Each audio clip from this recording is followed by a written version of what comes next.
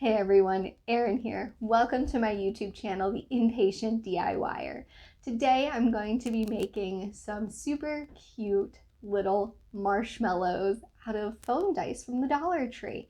And I think these are really cute next to a hot chocolate bar for winter, and also something that can easily transition into your Valentine's decor.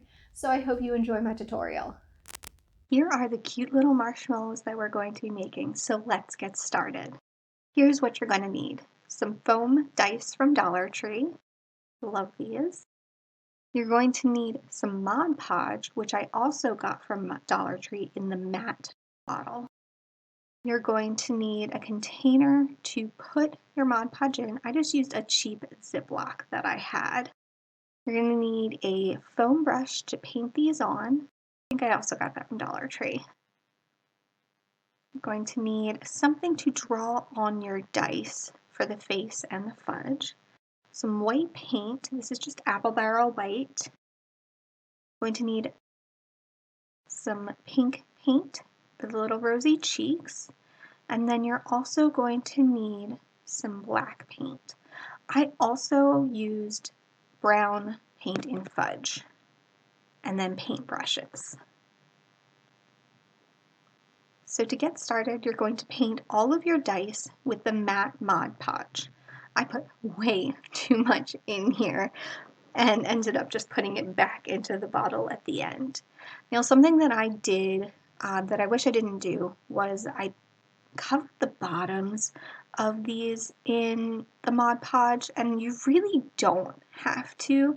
I didn't even end up painting most of the bottoms of mine, so I just kind of made my life more difficult than it had to be. You want to make sure that you get a nice, even, thin coat, because this is going to act as a barrier between that foam, which is really porous, and the paint.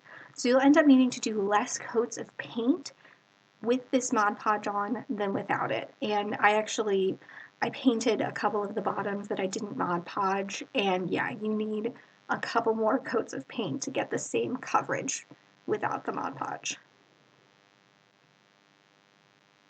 I just really struggled. I was so sticky at the end of this.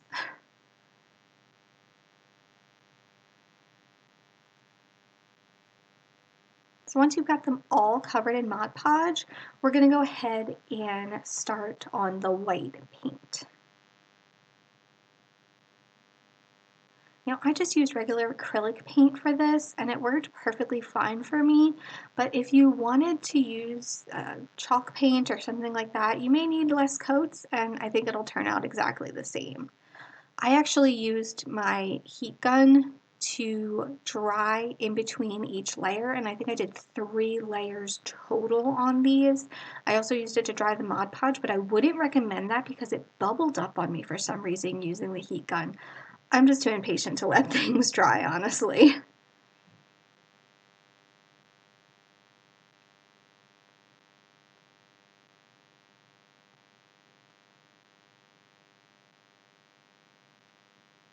Now, if you guys can think of any better way to paint all of these sides without getting a ton of paint on you, please let me know. Because I was, as you can see, just struggling.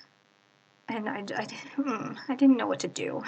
I just kind of hoped for the best. And yeah, it turned out fine, but it just wasn't, I think, the easiest process.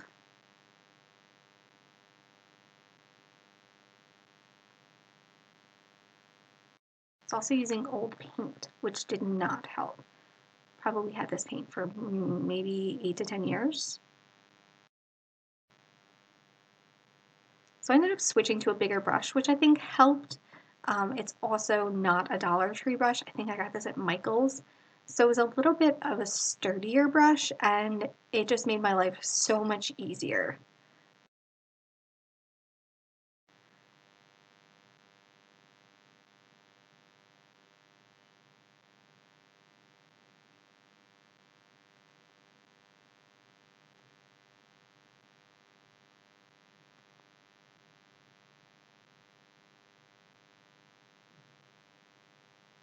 Okay, so it made my life a little bit easier. I was still struggling once I got to that last side on how to not get paint all over myself and not take paint off of the dice. So after we do about 3 coats, we get to do the fun part. So this is going to be putting the faces on. So I used the black craft paint and then the pink apple barrel.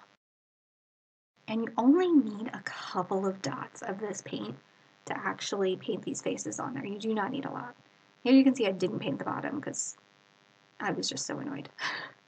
I used a straight, pretty pointed brush to do the faces, and this worked really, really well for me. I just tried to make it as pointy as possible, and it was great. So here I am making the little girl marshmallow.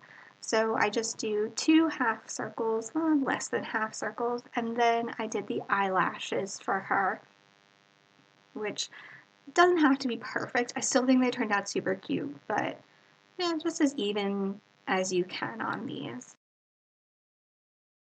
And then after that, I did a cute little mouth, and I did a little smile for her.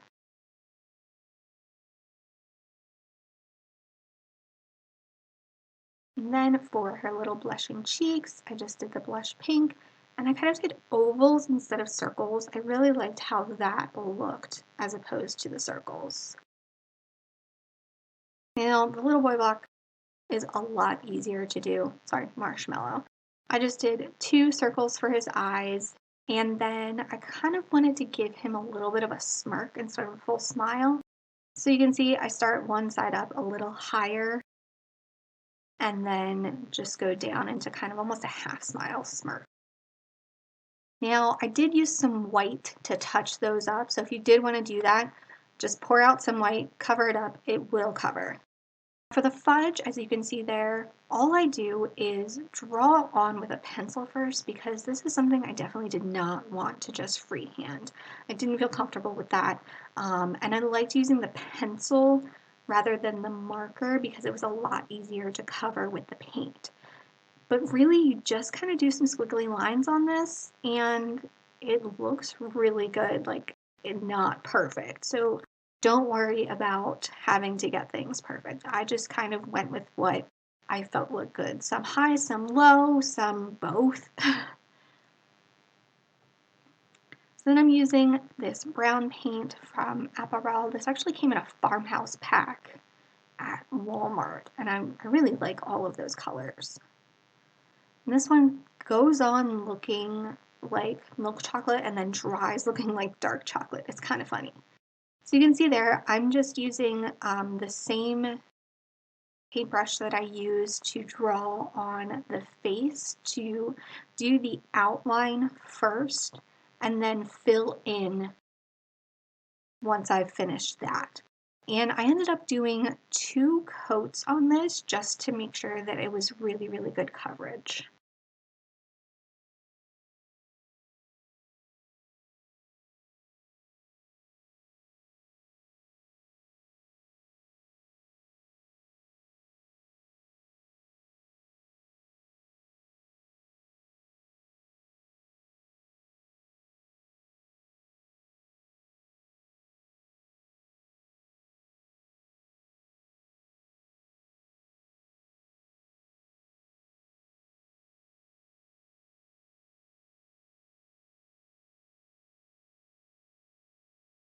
And this is what they ended up looking like. I think they're super cute. And here I painted the bottom on this one, not the other one. They're cute stacked and everything like that. So now you can see what I ended up doing with them. I put them on this little side table on top of a snowflake that I got at another dollar store. And that's all for this short tutorial. I really hope that you guys enjoyed it and got a little something out of it. Really enjoyed making these and I love having them around. I think they're so stinking adorable. And like I said, something that can easily transition from winter hot chocolate bar into some cute Valentine's decor. And that's actually what I'm gonna be doing next. So I hope you guys stick around. See ya.